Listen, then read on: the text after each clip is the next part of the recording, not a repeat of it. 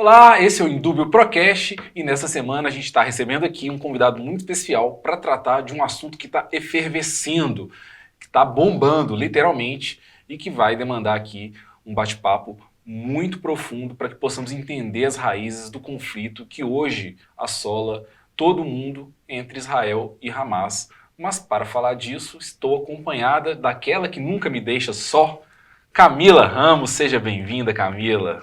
Boa tarde, Silvio. Exatamente, você já trouxe a introdução falando tudo. Hoje a gente resolveu escolher conversar sobre esse tema, que também não tinha como fugir, porque ele Se impõe. literalmente se impõe. E eu acho que o nosso objetivo principal aqui é trazer conteúdo, né, informação, como sempre, a gente está sempre focado em informação, mas, sobretudo, quebrar alguns estereótipos e quebrar também algumas perspectivas bem desinformadas, bem estereotipadas, bem maniqueístas também desse conflito que novamente, né, está em um ponto quente, está um ponto de conflito tenso, né? A tensão já é há anos, há décadas, né? Mas nesse Talvez momento há séculos. séculos, né? Esse conflito se acirrou novamente, fazendo muitas vítimas, e é preciso entender de uma forma um pouco mais profunda, um pouco mais verticalizada, para realmente discutir e tirar um pouco dessas visões também maniqueístas, ultrapassadas que muitas pessoas criaram sobre isso. E para isso a gente tem um convidado mais do que autoridade no assunto. Eu vou deixar ele se apresentar. Maravilha. Então, ó, quem está aqui com a gente hoje, Williander Salomão, nossa grande referência em assuntos que envolvem aí o Oriente Médio, a Palestina, o mundo árabe. Acho que talvez no Brasil hoje poucas pessoas conseguem falar tão bem sobre esse assunto com tanta profundidade. Eu quero deixar que o Will se apresente, não consigo chamar de outro jeito. Williander, para mim vai ser só o Will. Will, quem é o Will? Conta pra gente. Primeiro, saudações ao público que está assistindo a gente. Obrigado, Silvio e Camilo, pelo convite. É muito bom estar aqui para poder esclarecer essa situação da guerra entre o Hamas e Israel. Bom, eu tenho pós-doutorado, doutorado e mestrado em Direito Internacional pela PUC Minas, onde conheci o nosso caríssimo Silvio. E essas minhas pesquisas na academia foram sobre os conflitos entre palestinos e israelenses, porque eu tenho descendência árabe-libanesa, e eu sempre cresci com meu pai contando a história. Então, quando surgiu a oportunidade de eu fazer a minha pesquisa, então eu predispus a me lançar nesse desafio de entender como que esses conflitos surgiram naquela terra chamada de Santa, né? Muito bem. O Will ele foi muito modesto aqui na sua auto-apresentação. O Will, ele trabalha com esses assuntos há muito tempo. Eu não queria falar agora, não queria deixar para ele, no final, fazer o jabá dele, mas o Will tem só 10 livros publicados sobre o tema. Então é alguém que, de fato, pode trazer um pouco de luz sobre um assunto que está permeado aí de muitas informações encontradas. A gente está vivendo uma era em que a manipulação da informação ela é feita sempre para atender objetivos escusos, né? Há uma guerra de informação à frente dessa guerra real que também acaba produzindo resultados concretos também sangrentos, também devastadores, e nessas guerras de informação, de narrativas, muitas mentiras e muitas histórias controversas são contadas sobre esse conflito que a Camila disse, né, há décadas, séculos, talvez para alguns que remonta a milênios. E por isso mesmo a gente vai começar essa conversa aqui pedindo ao Will que tente dar para a gente um panorama, uma ideia geral das raízes do conflito, como surge este embate entre o Hamas e Israel, talvez trazendo também a causa palestina de uma forma mais ampla para a conversa também, e para que a gente consiga entender, então, como a gente pode explicar esta guerra que eclodiu na última semana e que provavelmente ainda vai ter alguns desdobramentos. A gente está acompanhando ainda, enquanto grava esse episódio, o desenrolar, né? A gente teve ontem um bombardeio a um hospital que vitimou aí quase 500 pessoas e não para de surgir novidades. A gente tem aí o Brasil tentando liderar esforços no sentido de, no Conselho de Segurança, conseguir costurar um acordo, e isso tudo parece ainda estar muito longe de acontecer. Então, vamos começar por isso, Will. Como é que a gente consegue entender esse conflito na sua raiz, na sua essência, na sua história, uma contextualização mesmo? Primeiro, o pessoal tem que entender que não é uma guerra propriamente é entre palestinos e israelenses. Vamos fazer uma pontuação que é entre o Hamas e Israel. Isso tudo gira em torno da partilha da Palestina, para a gente fazer esse recorte histórico, para o pessoal de casa entender por que a Palestina foi partilhada. Por muito tempo, o Império Otomano ele dominava o Oriente Médio e os Balcãs ali na Europa Oriental. Então, não existia ali no Oriente países soberanos. E com o advento da Primeira Guerra Mundial, que os otomanos se aliaram à Alemanha, o Reino Unido ele fez uma aliança com a resistência árabe para derrotar os otomanos e se fazer substituí-los no Oriente. Para isso, o Reino Unido fez uma promessa para os árabes de que fundaria um ou mais estados ali naquela região, desde a Síria, Palestina, etc. E também prometeu aos judeus que estavam iniciando um movimento de imigração para a Palestina, cansados das perseguições ali da Europa, de também criar um lar nacional na Palestina. Então temos aí duas promessas feitas pelo Reino Unido. Os otomanos foram derrotados e, com a criação da Liga das Nações, criaram um sistema de mandatos para os antigos territórios otomanos. Então, na verdade, foi um sistema de administração. Substituir os otomanos pelos ingleses e franceses ali na Palestina. E aí a liderança árabe não gostou nada disso. Como assim? A gente queria ficar livre dos otomanos, agora a gente vai ser administrado pelo Reino Unido. Então era esse aí o contexto de Primeira Guerra Mundial. Com a promessa de também criar o lar nacional para os judeus, os ingleses eles administraram a Palestina, que era um estado sob o protetorado do Reino Unido, mas não tinha um governo central. Com essa situação, foram eclodindo várias revoltas, tanto árabes como judaicas, para estabelecer a independência dos dois. Isso não aconteceu, e aí na década de 30 a gente tem uma gravíssima revolta na região, e mergulhou a Palestina num conflito sem fim. E aí o mandato britânico já estava sem controle, eles não conseguiram administrar a Palestina, e aí transferiu essa questão para as Nações Unidas. Recém-criada. Recém-criada, as Nações Unidas aí depois da Segunda Guerra Mundial, com o problema do Holocausto dos judeus também. E aí as Nações Unidas assumiram essa responsabilidade ali em 47 e pensou, bom, qual que é a solução para esse problema? Como a Palestina estava um caos, era impossível criar um governo árabe para os judeus e um governo dos judeus para os árabes. Não tinha menor condição disso acontecer. Então vamos partilhar a Palestina, dando uma parte do território para os judeus e dando uma parte do território para os árabes. E os árabes não tinham aceitado, porque eles eram a maioria da população da Palestina, e os judeus aceitariam qualquer pedaço de terra. Então o contexto desta época era esse conflito e também um pensamento muito colonial, eurocentrista, de criar o sistema de mandatos para governar ali o Oriente. Então foi toda essa confusão. E aí temos a aprovação da Resolução 81, que criou Israel e o Estado árabe, né, ali na Palestina. Só que os árabes, eu falo árabes, são os países árabes vizinhos, Egito, Jordânia, Síria, não aceitaram essa divisão e ameaçaram usar da força para impedir que Israel fosse criado. Israel foi fundado em 14 de maio de 48 e no dia 15 de maio iniciou-se uma guerra dos árabes com Israel. E nessas décadas posteriores, né, esse estado de guerra, de beligerância entre eles só piorou. E aí a gente avança no tempo para dizer que com esse ciclo de violências, chegou uma hora que os palestinos e israelenses sentaram para conversar, para poder ver uma possibilidade de acordo. E aí surgem os famosos acordos de Oslo, em 93, né, mediado pelo governo da Noruega e também dos Estados Unidos. E desse acordo de Oslo foi criado o primeiro governo palestino. Aí foi criada a Autoridade Nacional Palestina, com a desocupação territorial de grande parte da Cisjordânia, de Gaza também. Então foi entregue aos palestinos um governo próprio, e aí eles geriam turismo, educação, saúde, como era a meta, não é? E com a previsão disso evoluir para um Estado soberano até 99, que era a intenção. Então, para vocês verem que temos um governo legítimo palestino na Cisjordânia, governado aí pelo partido Fatah da Autoridade Palestina, aceito por Israel. E onde é que entra o Hamas nessa história? O Hamas, como a faixa de Gaza é fronteira com o Egito, na década de 70, a Irmandade Muçulmana foi fixar uma base em Gaza.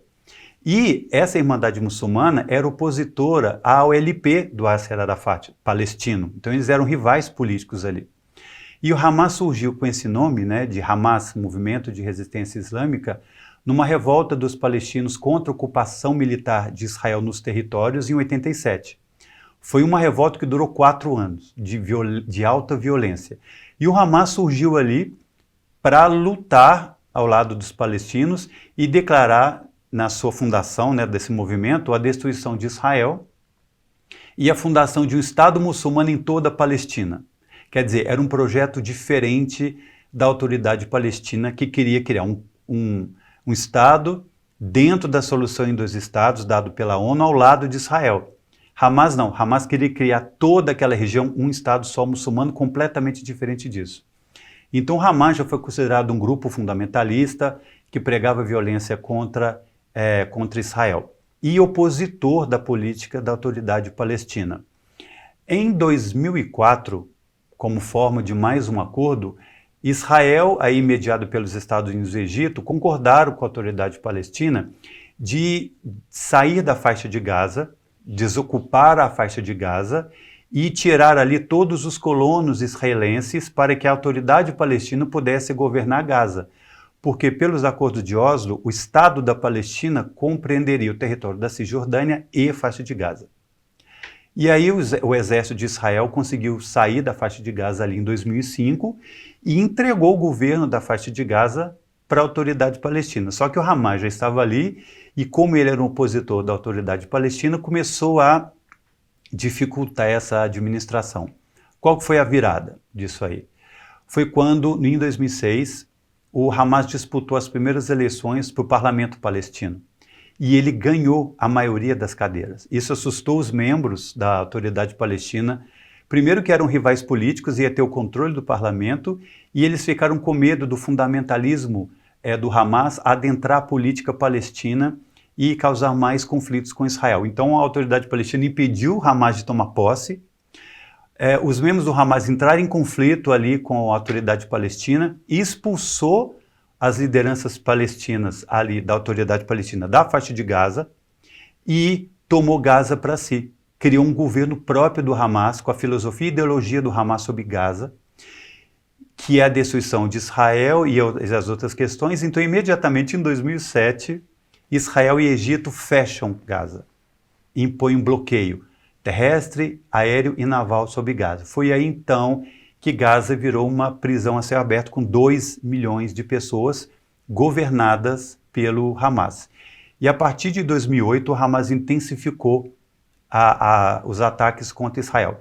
Então, com esse conflito de agora, de 2023, é a 5ª guerra do Hamas com Israel. E onde foram disparados aí milhares e milhares de mísseis. E então é bom a gente deixar claro que essa guerra de agora não é uma guerra do governo da Palestina com Israel. É o governo do Hamas, ilegítimo, não reconhecido internacionalmente. Claro que a comunidade árabe, por sua vez, considera o Hamas como um movimento de libertação da Palestina, só que, na minha opinião, o Hamas não está nem se importando com a causa palestina. Né? Se se importasse realmente, ele tentaria algum acordo com a própria Autoridade Palestina para desenvolver Gaza. Não é o que acontece. Então, Gaza está fechada desde esse embate com a Autoridade Palestina e o Hamas intensificou esses ataques a Israel e a gente viu agora no último sábado essa tragédia que está colocando de novo o Oriente Médio, está colocando de novo, acirrando o ódio ali dos países árabes com Israel. Então a gente não sabe até que ponto essa escalada de violência pode afetar a própria estabilidade ali do Oriente Médio. Muito bem. Camila. Uau! Pena que não estava com papel e caneta aqui nesse momento, mas foi muito interessante. Seria interessante se a gente conseguisse um mapinha para ver, porque é tudo próximo. A gente consegue ver aqui. É bom o pessoal entender que essa guerra tem um alto poderio militar. E é uma guerra por território muito mais que uma guerra religiosa, né? Muitos atribuem a disputa uma disputa com um caráter religioso. Olha, são várias e várias, eu costumo dizer que são várias e várias camadas desse conflito. A gente só está falando uma partezinha muito pequena dele, mas essa guerra que está acontecendo agora não é uma guerra religiosa, é uma guerra política por território e por poder. Não é? Então é isso que a gente tem que ver. Que muita gente fala, o problema dos conflitos na Palestina é religioso. Não, são todos esses elementos misturados aí ao longo de quase 70 anos de guerra constante. Will, também vou te chamar por de favor, Will. Por favor. Você pontuou muito bem que trata-se de um conflito entre Hamas e Israel. Sim. E você também trouxe uma embriologia assim, do próprio Hamas, né? Uma origem mesmo, que ele nasce como uma oposição à autoridade palestina. Né? Contra o governo de Yasser Arafat, que efetivamente buscava o estabelecimento de um Estado soberano palestino na região da Cisjordânia. E Gaza. E Gaza. Também né? E eles dominam Gaza ali. Sim, agora sim. Nos últimos dias, né, com essa eclosão do conflito, vieram muitas falas, até veículos mesmo de jornalismo, CNN, BBC, faziam alguns pequenos vídeos falando um pouco da origem também do próprio armamento do Hamas, atribuindo isso a uma interferência do Ocidente. Sim. Que no momento em que estabeleceu, o Yasser Arafat estabelecia acordos com Israel, existiam interesses externos, né, de potências externas, que isso não fosse estabilizado. Sim. E acabavam alimentando o Hamas. Sim. E aí, assim, eu acho que isso é interessante a gente também perceber, né? Pra gente falar sobre isso. E aí, isso procede, isso também não é bem assim? Procede. E é do Oriente, né? Uhum. Porque como o Hamas, isso a gente tem que entender também que do ponto de vista do mundo árabe, Israel seria um invasor nas terras palestinas, não é? Eles nunca concordaram com essa partilha. Então qualquer força que aparecesse ali, um grupo de oposição forte a Israel, então eles apoiariam. Então Hamas angaria grande apoio de alguns países árabes para financiar toda aquela estrutura de guerra que eles têm, e considerando, né, a maioria dos países árabes consideram o Hamas como uma força legítima contra Israel. Que Israel que seria o grande invasor. Israel tem um problema sério, a gente tem que explicar, por causa dos assentamentos que foram criados depois de 67. Assentamentos são condomínios residenciais israelenses em terra palestina. E tem a questão de Jerusalém também, que é a capital de Israel, mas os palestinos também querem capital para Jerusalém Oriental. E a polícia de Israel, o exército de Israel, sim, usa de violência contra os palestinos perto dos assentamentos e na Cisjordânia.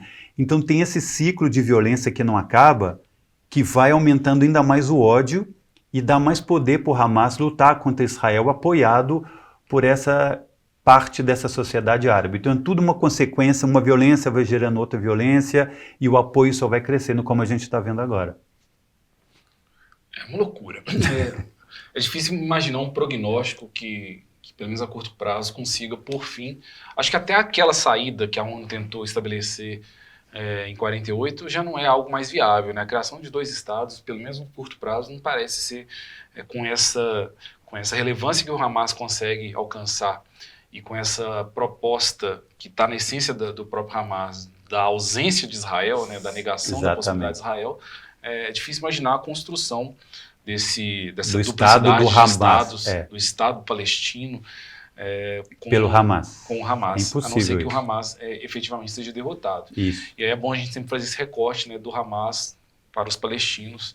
Muitos apressadamente colocaram esse conflito atual como um conflito de palestinos contra Israel, e a gente sabe que não é verdade. Inclusive há entre palestinos aqueles que se opõem ao Hamas, que talvez seja a grande maioria, e há entre os próprios israelenses aqueles que entendem a causa palestina como uma causa justa. Eu estava vendo uma reportagem na CNN, se não me engano, de muitos israelenses, um volume até expressivo, me surpreendeu, que entendem que Israel, nesse conflito, assumiu uma postura equivocada. Ao combater, ao estabelecer essas restrições aos palestinos, Israel Sim. está alimentando um conflito que eclodiu agora.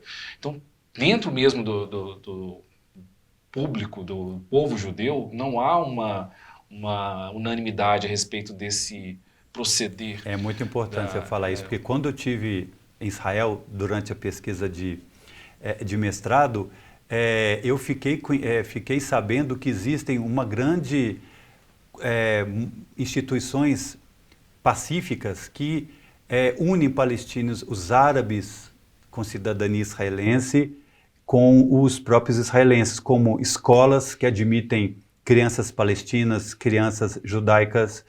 Tem um movimento muito moderado de aproximar muitas ONGs israelenses que cuidam do trabalho para pacificar os dois povos. Em Israel, as placas são bilíngues, em inglês e árabe. As placas são bilíngues. Existem, sim, muitas instituições que se dedicam a aproximar os dois povos, porque eles entendem que assim um conflito acaba. E tem aqueles israelenses mais intolerantes que vão fomentar essa guerra, como é o governo do Netanyahu, que a gente já teve governos anteriores de Israel, da Golda Meir, fantástica, do Yitzhak Rabin, que costurou os acordos de Oslo, que se tornou um amigo do Yasser Arafat. Então, para a gente ver que foi um governo moderado que possibilitou acordos com Israel. Então, com essa situação de violência, é claro que outros partidos em Israel usam dessa situação para mostrar mais força, o que só piora. Então, na sociedade israelense, existem muitas pessoas que se dedicam a construir pontes de amizade entre os dois povos, sim.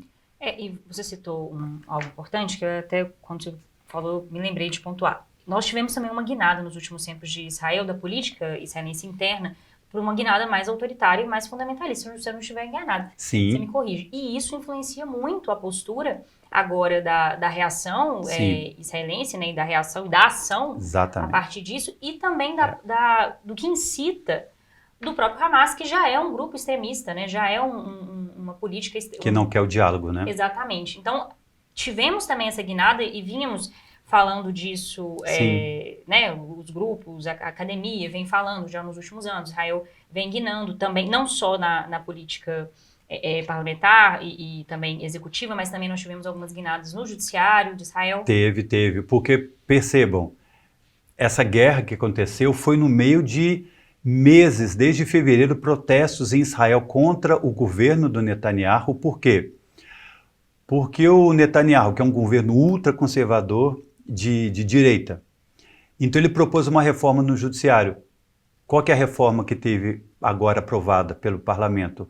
Que todas as decisões da Suprema Corte, consideradas pelo governo como irracionais, por assim dizer, poderiam ser anuladas por maioria simples do parlamento. Então, se o judiciário de Israel, Suprema Corte, anulasse alguma lei ou alguma política do Netanyahu, porque estava sendo muito ferindo direitos fundamentais ou não era em prol da democracia israelense, se o Netanyahu e o parlamento considerassem que aquilo era um exagero ou uma intromissão no governo, eles liquidariam aquilo.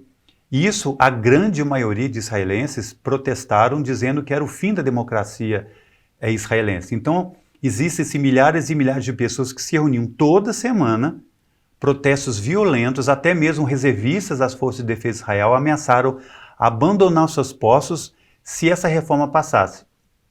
Então isso aconteceu, e aí a invasão ali dos membros do Hamas em Israel aconteceu nesse meio tempo. Por isso que todo mundo se questiona que o Netanyahu está fazendo de tudo, e também está sendo investigado por corrupção, que ele está fazendo de tudo para garantir a segurança de Israel e acabar com essa guerra, para ele se manter no poder. Só que a grande discussão ele não vai conseguir, de novo vão ter eleições em Israel, agora quem é que vai se substituir? Antes do Netanyahu estava um governo do presidente Herzog, que ele é muito moderado, e era um governo que estava começando um diálogo com os palestinos, como aconteceu no passado. Só que como essa guerra a gente não pode afirmar para que lado ela vai, porque a cada dia piora, então Israel estava em uma ebulição contra o próprio Netanyahu quando essa guerra... Então deu uma pausa nisso aí, até essa situação, quando se resolver, para voltar de novo, possivelmente, esses protestos. E esses problemas internos lançam dúvidas sobre por que Israel não conseguiu antever esse ataque, né? O serviço de inteligência É o de que Israel, todo mundo que é um pergunta. serviço tão Um reconhecidamente dos melhores do mundo. competente, talvez o melhor, não conseguiu antever esse ataque e há aqueles que já começam a conjecturar que há um interesse do próprio Estado de Israel Teoria da em conspiração. permitir que esse ataque acontecesse, para permitir depois uma resposta, para Sim. se impor novamente como uma grande nação Sim. militar, vencer mais uma grande guerra e capitalizar isso politicamente. Exatamente. Né? Há esse contexto todo e por trás disso tudo o que mais tem é vítimas dos dois lados. E aí o Brasil, um país predominantemente cristão, eu não sei, eu acredito que vocês também tenham acompanhado aí redes sociais, então, com muita frequência, uma posição de defesa de forma irracional até de Israel, Sim. apressada por vezes e sem muitos fundamentos.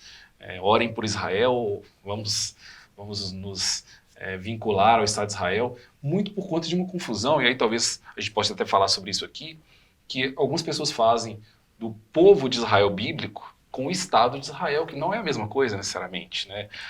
O que a gente tem lá na Bíblia com o povo escolhido, que é algo que também pode ser até questionado, né? Eu não sei se seria escolhido o povo que pratica algumas coisas aí, mas tudo bem, isso não cabe a mim, religião, não quero nem entrar nessa seara aqui, senão esse episódio cai. Mas o povo escolhido, o povo de Israel, não coincide necessariamente com o Estado de Israel. O Estado foi criado, né? O Will muito bem nos apresentou esse contexto da criação desse Estado.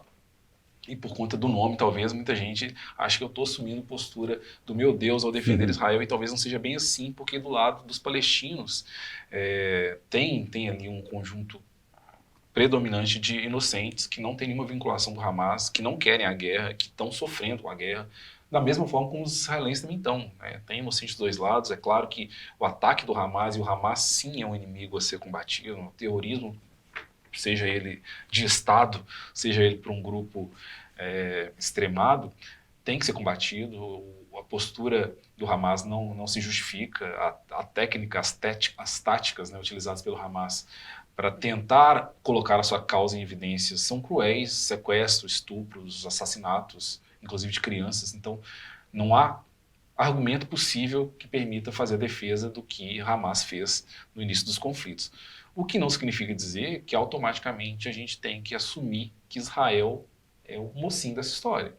Porque a contraofensiva, né, o contra-ataque, a resposta de Israel tem me parecido, a gente ainda está vivenciando todos os acontecimentos, então é até difícil falar disso agora, mas pelo que a gente consegue acompanhar, a gente percebe que é uma resposta que está um pouco acima do tom, né, que não está muito preocupada em alcançar os alvos militares, em destruir as estruturas do Hamas apenas, ou pelo menos não se preocupa dos impactos que isso pode ter na população civil ao redor. Né? É uma região, como o Will falou, com uma densidade populacional muito grande, 12 milhões de pessoas em 40 quilômetros de extensão, uma região realmente muito pequenininha, com muita gente. Então qualquer bomba, qualquer míssil, qualquer ataque tem um resultado de perda de vidas humanas muito significativo. É um conflito que eu não sei exatamente qual é o objetivo, e aí eu queria do Will isso, se ele consegue responder como essa guerra vai acabar, se ele tem alguma dimensão de, pelo menos pelo que você conhece da realidade, ele conhece pessoalmente o cenário, né? Você esteve lá, então talvez você consiga imaginar qual é o resultado final disso, qual é o propósito de Israel, o que Israel quer, como ele se satisfará com esse conflito. O pessoal tem perguntado muito isso aí para mim, e eu começo a usar um pouco da história para explicar o que aconteceu no passado. Pegando o gancho aí que o Silvio falou, sim, os israelenses e os palestinos, os civis são a maior vítima. É muito ódio envolvido nisso aí, e é uma relutância para resolver as coisas de forma pacífica, não é? Eu costumo dizer nos meus livros que já aconteceu negociações pacíficas depois de uma grande guerra. Por exemplo, Egito e Israel, que eram inimigos, e depois da guerra do Yom Kippur, que foi a última guerra dos Estados Árabes com Israel em 73, passou pouco tempo, o governo do Egito se uniu aos Estados Unidos e aí viu a oportunidade de costurar um acordo. Então a gente viu em 77 o Anwar Sadat fazer uma visita histórica em Jerusalém. Em 78, fizeram um tratado de paz. Quer dizer, era uma coisa impossível, depois de um ciclo de guerras, um acordo de paz. Aconteceu e vigora até hoje. Da mesma forma com a autoridade palestina. Depois de um conflito de 4 anos entre palestinos e israelenses, eles sentaram, claro, mediados aí com os Estados Unidos e a Noruega, e criaram os acordos de Oslo. Então é possível o diálogo. Também a gente está falando do Yasser Arafat, a gente está falando do Isaac Rabin, que é outras personalidades. Mas esse diálogo, o diálogo é possível, mas o que satisfaz Israel hoje? Qual que seria... o interesse de Israel hoje é a eliminação completa do Hamas. A gente tem... Hoje, eu acho que isso não vai acontecer. Hoje é o seguinte, o Hamas, ele extrapolou aquela linha que estava uma trégua, né, tinha sempre, desde 2006, 2007, tinha os ataques a Israel. Né? Era uma coisa pontual, era grave, mas ela acabava rápido. Só que agora essa guerra atingiu níveis, porque eles invadiram o território, jogaram mísseis, mataram, massacraram israelenses, né, entre as vítimas brasileiros também. Uhum. Então, hoje, a intenção de Israel é destruir o Hamas. Se ele vai conseguir, a gente não sabe. A intenção dele, como a gente viu, que ele convocou 300 mil reservistas para entrar em Gaza. A intenção é essa, entrar em Gaza, e a gente vai analisando. Ele quer entrar em Gaza, ele quer destruir a estrutura do Hamas. Estrutura do Hamas? E o que é o Hamas para Israel? É toda a população que está em Gaza, é o potencial? Não. É os militantes do Hamas. Não é a população palestina que está ali. Pessoas, mais ou menos, né? Poderia ser, porque a gente não tem base. Poderia ser 20 mil militantes. Mas o problema dessa estratégia, e aí pensando em estratégia... Mas o Hamas se mistura na população, eles usam a população... Além de se misturarem, né? Uma guerra de ocupação, de entrada no território de Gaza por parte de Israel... ela favorece muito o Hamas, né? Porque ele coloca a população toda ali, além né? de colocar a população toda, né? Quem está na posição de defesa de território, você fica naquela posição de ocultação, de espera da chegada. E você tem alvos fáceis, que são os... Sim, você não sabe o que tem do outro lado. E quem está intocado está ali numa situação de proteção para atacar o inimigo. Então, Exatamente. É uma guerra que vai matar muito judeu também. Vai. Se essa for a estratégia, se for adentrar em Gaza... É pelo que eu estou lendo do próprio governo israelense e o que eu estou imaginando. Então, eles entrariam em Gaza, destruiriam um pouco da estrutura militar do Hamas, iniciaria provavelmente uma ocupação militar ali, e aí eu volto no tempo de novo, porque a história ela é um bom indicador aí do andamento da guerra. Como eu disse que em 2005 teve a desocupação militar total de Israel da faixa de Gaza com a destruição dos assentamentos ali, tirando 8 mil israelenses de Gaza, eles entregaram o governo para a autoridade palestina. E aconteceu aquela confusão toda da eleição do Hamas no parlamento.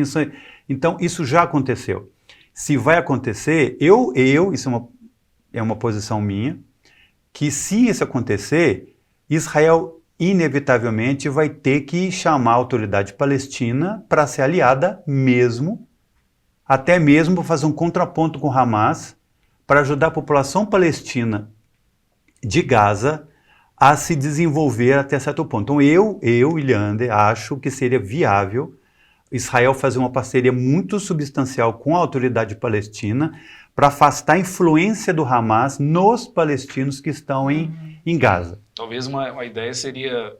Destrói a estrutura militar do Hamas, como aconteceu em 2005, militar, porque aconteceu isso em 2005. Mas aí faz uma ocupação militar, mantém a estrutura militar. Mas para quem vai governar aquilo ali, para a autoridade palestina. É a autoridade palestina, mas com o exército. É o que eu imagino, mas a gente não sabe o que vai acontecer. E muita gente me pergunta, isso se o Irã resolver fazer uma gracinha, isso. né? O que a gente... Isso você até comentou nas suas falas iniciais. Acaba despertando...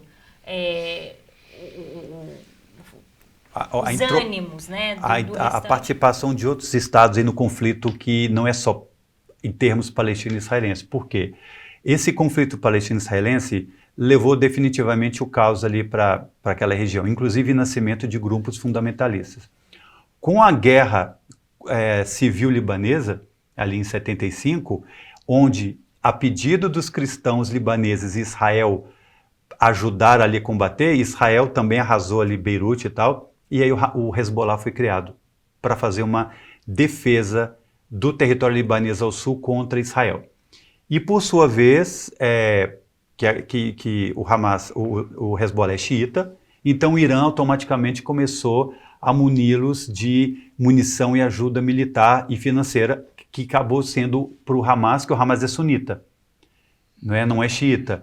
Mas aí tem essas informações aí de um financiamento e um apoio do Irã, e aí mistura, aí tem a Arábia Saudita, que é aliada dos Estados Unidos e é inimiga do Irã. Então você vê que isso tudo vai arrastando. O que temos hoje é um envolvimento maior do Hezbollah, né, uns protestos aumentando, e aí pode-se levar essa guerra para a fronteira com o Líbano, e aí uma coisa vai levando a outra. A gente torce para que isso não se alastre, mas o andamento é só piorar se uma coisa não for feita agora. E eu acho interessante também que você colocou que algumas outras experiências, né, de pacificação em outros momentos da história contaram com determinadas mediações. Sim. Né?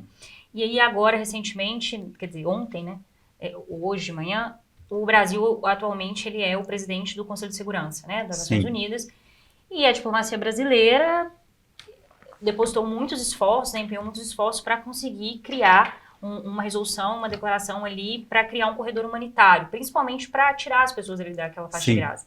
E nós tivemos um veto hoje, né, dos Estados Unidos, da diplomacia estadunidense. Por quê? E aí você pode nos explicar o porquê disso e aí o que dificulta o andar desse diálogo e até mesmo dessa proteção humanitária, que é o mínimo, né? Pegando esse gancho aí da Camila, eu já vou fazer propaganda para o meu último livro publicado, que é sobre as Nações Unidas, aí com algumas 590 páginas, onde eu falo tudo sobre a ONU. Leitura de final de semana. Tudo sobre a ONU. E na ONU, e nesse livro, eu explico como que funciona o Conselho de Segurança, como que são eleitos os membros não permanentes, como que funciona a presidência do Conselho. Então, convido vocês também a fazer essa leitura do livro das Nações Unidas. Como é que compra o livro? Amazon? No Amazon, na editora De Plácido, A História das Nações Unidas. Enfim. Faz o serviço direito. Enfim. Então, o Brasil foi eleito, né, para o mandato aí de 2 anos no Conselho de Segurança e, como procedimento do Conselho, todos os Estados membros, os 15, têm uma presidência rotativa de 1 mês. Então, este mês caiu no Brasil seu presidente e aí toda a agenda de segurança e paz do Conselho é presidida e tem que ser decidida pelo Brasil. Então, o Brasil vai criar uma agenda de como resolver o conflito. O Brasil vai convocar reuniões extraordinárias. Então, é o papel do Brasil fazer esse posicionamento. E o Brasil, aí, com os diplomatas ali da delegação brasileira, passaram ali praticamente umas 10 horas de um trabalho muito árduo a estabelecer um texto para uma resolução. Então, no primeiro momento, o que o Brasil está tentando agora é conseguir que se implemente um corredor humanitário, que é uma pausa na guerra para que uma determinada passagem terrestre, não é que seja aberta, mas ela seja livre dos combates para que a Cruz Vermelha, as instituições humanitárias da ONU e a própria população possa sair. É uma trégua de 1 dia, de 2, para o pessoal sair. Demorou muito para fazer isso, só que hoje os Estados Unidos vetaram, porque ele é membro permanente, ele pode vetar, porque o Brasil não incluiu no texto que Israel tem um direito de autodefesa. E o Brasil criticou bastante, fez, olha, a gente está tentando resolver e por causa de problemas aí metodológicos, até de posicionamento políticos, foi tudo por água abaixo. Então eles vão ter que costurar um outro. Isso, inclusive, China... 2 membros permanentes votaram a favor, né? China e França. Exatamente. Então, assim... A Rússia e o Reino Unido se abstiveram. Então já foi um ganho político muito grande e agora vai ter que começar do zero. E aí, dependendo do texto que for apresentado, Rússia pode vetar, China pode vetar, e aí fica sem fazer nada. Porque a Rússia fez um adendo, um projeto paralelo que não condenou o Hamas, mas não condenou o Hamas. O Hamas, e era um texto só de cessar-fogo imediato. Para vocês verem que Rússia, né? A Rússia está em guerra lá com a Ucrânia, mas ela quer um cessar-fogo ali. Para vocês verem que um texto de uma resolução da ONU, até uma palavra ou uma frase, demanda 2, 3 dias de negociação para que ela fique ou ela seja alterada ou ela seja retirada. Porque o texto tem que estar muito preciso. Então a gente está tendo essa guerra de narrativas ali. O Conselho de Segurança muito complicado. São 15 membros, né? Você convencer 15 países, especialmente os 5 membros com poder de veto, é um problema muito grande. Então o Brasil conseguiu o mais difícil. Conseguiu a maioria. E não é culpa. Muita gente está porque o Brasil não está fazendo... Sim, o Brasil está fazendo o que pode. e o Brasil tem uma prerrogativa de ser amigo do mundo árabe. Os árabes amam o Brasil. Sim. Eu vi muitas críticas ao posicionamento, inclusive institucional do Brasil em relação à guerra, por não ter, num primeiro momento, se apressado em condenar o Hamas, declarado terroristas. Olha, o Brasil foi muito prudente, na minha visão, né? Eu falei isso em sala de aula recentemente. Exatamente. Especialmente considerando a posição geopolítica que o Brasil ocupa hoje. Sim. Considerando esse papel que o Brasil está exercendo no Conselho de Segurança, esse retorno do Brasil à presidência do Conselho de Segurança neste momento, foi uma coincidência histórica muito feliz para o Brasil. Sim. E diante de uma proposta brasileira de reforma do Conselho de Segurança também, que Sempre volta tem. a ser discutida, Sempre né? tem. O Brasil não pode, nesse momento, sair comprando inimizades. Exatamente. E tornar o próprio país alvo também. É isso que eu falo, porque o Brasil, no conflito palestino-israelense, o Brasil sempre teve muita abertura e muito apoio para os dois lados. Primeiro que a comunidade árabe aqui no Brasil é imensa. 10 milhões de descendentes libaneses, tem mais libanês aqui no Brasil do que no Líbano.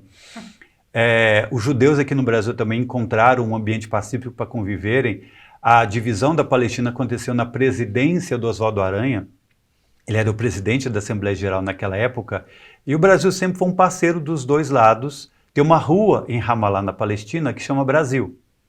Então o Brasil tem, tanto que o Brasil também, em 2007, ele foi convidado pelos palestinos para participar de uma negociação em Anápolis, nos Estados Unidos. Então o Brasil tem sim grande possibilidade de ser um mediador nesse conflito. E por que o Brasil não declara o Hamas como grupo terrorista? Porque o Brasil não quer chamar esse terrorismo para aqui.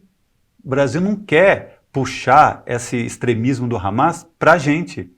É mais fácil o Brasil negociar, costurar algum acordo, ter um tipo de voz, ou poder ter uma entrada melhor para negociar, do que declarar esse grupo terrorista mesmo, porque ele está na faixa de Gaza ainda, e a gente não vai trazer esse problema para cá. Para que a gente vai trazer isso para cá? Então o pessoal tem que entender esse lado do Brasil. Não quer dizer que o Brasil apoia o Hamas, muito pelo contrário, mas ele não quer criar mais, trazer esse fundamentalismo aqui para o Brasil. Uma animosidade ainda maior, sendo que ele está nessa figura de mediador. Exatamente, como sempre foi.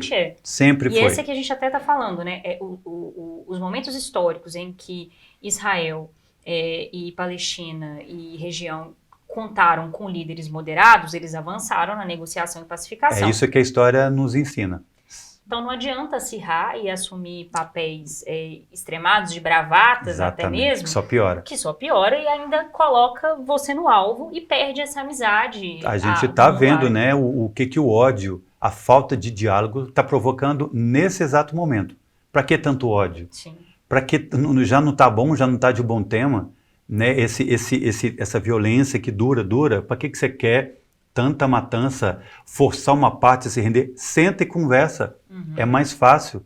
Eu volto no início da minha fala, né? A gente está usando narrativas, construções de teorias que não necessariamente coincidem com a verdade para inflar aí ainda mais todo mundo lê conflito, imprensa, né? todo mundo lê notícia. 40 bebês decapitados, não, aí do outro lado um hospital bombardeado. O mesmo tanto que tem de origem. mortes em Israel, tem o mesmo ou mais número de mortes nos palestinos. Sim. Né, assim, e vida é vida, eu né? tenho muitos amigos árabes que estão mandando para mim foto de pais na faixa de Gaza com seus filhos mortos no braço. Nossa. Então, entendeu? Tem esses dois lados também. Então, a população israelense e palestina é a mais massacrada. São as que mais sofrem com essa falta de diálogo e essa guerra política e militar. E nos meus livros eu falo, na guerra não há vencedores. A gente tem aquele bloco tradicional onde a gente coloca aí para os nossos ouvintes, para a nossa audiência, para os nossos telespectadores, aqueles indicativos culturais que a gente está acompanhando, que a gente tem ouvido, assistido, lido. Eu tenho certeza que o Will vai indicar os livros dele, mas eu vou começar com a Camila, que deve ter dica para a gente aqui hoje. Então, é difícil, né? Assim, quer dizer, existe uma gama, né? Farta de indicações para ser feita a respeito até desse tema. Mas aí, para tentar dialogar um pouco com a comunicação hoje em dia, eu queria indicar para vocês seguirem e acompanharem as postagens de uma criadora de conteúdo digital, enfim, de uma influencer, né? Que ela é brasileira, ela nasceu no Brasil, mas a família inteira dela é de origem palestina. Inclusive, ela tem parentes que ainda moram na Palestina. Ela chama Riyad Omar. Hoje em dia ela mora em Toronto, no Canadá. Ela é uma palestrante da Unesco também. Ela faz parte do grupo da ONU, da Unesco, que chama Árabes Latinos. E há um tempo atrás eu já havia começado a segui-la, justamente porque eu acho interessante a gente compreender a perspectiva de outras culturas pela fala dessas outras culturas, né? Tentando quebrar um pouco as nossas perspectivas ocidentais. E com essa eclosão desse conflito, ela também vem trazendo muitas falas e colocações do que é a realidade palestina, do que é a realidade daquelas pessoas. Tem até um vídeo interessante dela que ela mostra o passaporte dela palestino. Sim. E fala como que é chegar na Cisjordânia. Que ela só pode chegar por terra, e aí ela desce em Tel Aviv, e aí as autoridades israelenses que autorizam ela chegar. Uhum. Então, existe, quando se fala também desse conflito, que a gente, né, compreende a perspectiva do Hamas, mas é interessante também diferenciar o que acontece na vida dos palestinos, dessas famílias também, que muitas acabam criou, né, nas últimas décadas de conflito, uma diáspora muito Sim, grande, né? As pessoas estão indo espalhadas pelo mundo, tem familiares lá, mas encontram outro lugar. Então, eu sugeriria seguir. Riyad Omar. O Riyad dela é com H-Y-A-T-T, o Omar é normal. E aí, para seguir, escutar, entender também um pouco dessa perspectiva, para a gente tirar isso. Ninguém é a favor de carnificinas, né, de ataques, de violência, mas a gente também precisa conhecer as pessoas que estão por trás disso. A etnia que está por trás disso, Sim. A cultura que está por trás disso. É essa a minha dica. E o Will, você tem dica pra gente? Olha, vou puxar aqui para o meu lado, além dos meus livros sobre o conflito entre palestinos e israelenses, eu também escrevo sobre os Emirados Árabes, que é um outro Oriente Médio. Oriente Médio mais moderno, mais pacífico. Então eu falo o que são os Emirados, Dubai, Abu Dhabi, a criação dos Emirados Árabes. Eu já estive lá 5 vezes. E também sobre o meu livro das Nações Unidas. Filme, eu indico o filme Oslo, sobre os acordos de Oslo, que está aí na HBO Max, que é fenomenal para vocês verem como que foi costurado esse acordo. E um filme também chamado Uma Garrafa no Mar de Gaza, que é um palestino de Gaza que começa a conversar com uma adolescente em Israel, contando para ela como que é a vida dele. É um filme muito bonito, que vocês encontram até no YouTube também. E eu indico para vocês darem aí uma pausa nesses conflitos, para vocês se interagirem mais. Muito legal. Eu também tenho 2 dicas. Uma delas, talvez, acho que boa parte aqui já deve ter acompanhado a série da Netflix, Fauda, que traz uma visão meio hollywoodiana, um pouco do conflito, né? Uma série de ação, de investigação, de um pouco de política internacional, de conspirações, mas é uma série muito dinâmica, muito divertida, apesar do pano de fundo muito difícil, né, que ela apresenta. Então vale a pena para quem quer também ter essa dimensão mais dinâmica do conflito. Agora, um outro filme que está na Netflix também, um documentário maravilhoso, chamado Nascido em Gaza, que é a história de crianças palestinas, conta a vida de como que é nascer em Gaza? Você já parou de pensar nisso? A gente nasceu no Brasil aqui e a gente tem os nossos problemas, não são poucos. Mas já pensou o problema de uma criança que, nasci em Gaza. Esse filme trata um pouco a realidade dessas crianças, um documentário muito legal que tenta humanizar, esse documentário, salvo engano, de 2014. Ele humaniza um pouco aqueles palestinos que vivem essa realidade tão difícil em Gaza e que nesse momento de conflito a gente perde um pouco a simpatia. São pessoas morrendo o tempo todo, são crianças, famílias, mulheres, e que precisam também ser enxergadas como seres humanos, com o direito de sonhar, viver, enfim, e que estão no meio do furacão. Gente, tinha muita coisa para a gente conversar, um assunto que realmente está fervilhando, que está movendo corações, muitas coisas acontecendo ainda. Eu tenho certeza que daqui para a próxima semana, quando formos gravar nossos próximos episódios, mais coisas terão acontecido, infelizmente nem todas positivas, e a gente certamente ainda vai ver esse conflito aí apresentar suas cartas no decorrer dos dias.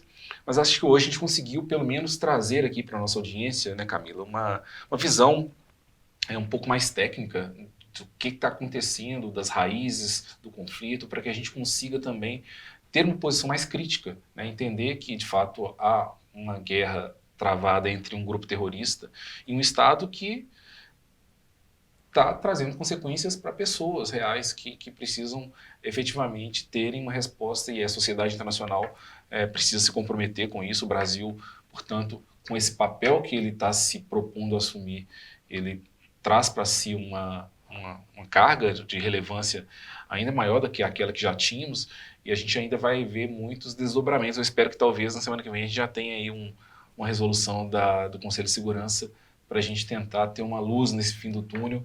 Mas enquanto isso, eu queria agradecer muito, Will, pela sua presença aqui. Mais uma vez, atendeu de prontidão o nosso convite. Claro, eu que agradeço. É a segunda vez que o Will participa desse programa. Na verdade, participou antes do Stricto Sensu Podcast, né? Foi. Quando estávamos ainda só em plataformas de áudio. E agora ele está aqui com esse rostinho bonito aqui, ó. Descendente de, libanês? Libanês. Essa descendência libanesa aqui na tela, aqui, para poder deixar esse conflito um pouquinho menos obscuro pra gente. Não é isso, Camila? É isso mesmo, com certeza. Faltou Muito alguma obrigada. coisa? Não, só agradecer e esperar contato em próximos episódios também. Estou à prontidão, só me chamarem que eu estarei de volta. Opa, valeu. Gente, ó, tchau, tchau. Até semana que vem. Tchau, tchau.